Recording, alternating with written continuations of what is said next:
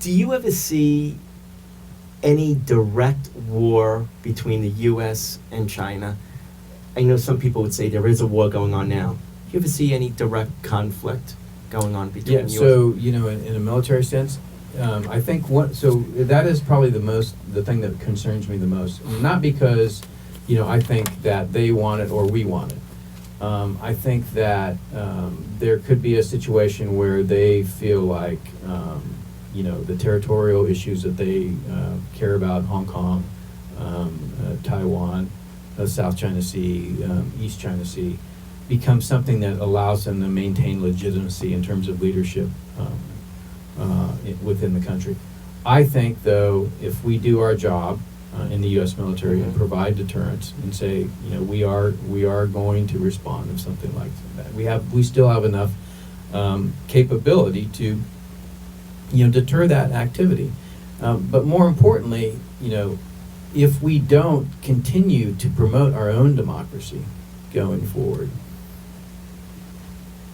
we're gonna have a serious time of just maintaining our republic.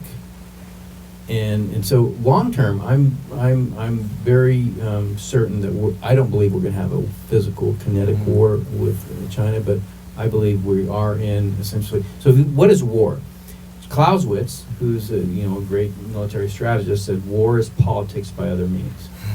Now Jomini, which was another military strategist, was more of kind of what you can call the Pentagon today, which is we're going to put most mass at the weakest point and we're going to break through, and then that was Jomini.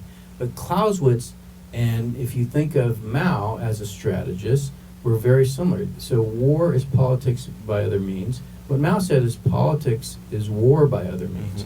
And so when what you have is the changing of geopolitical connections and socioeconomic patterns in a way that in the 19th and 20th century you needed weapons to control territory. You don't need weapons anymore.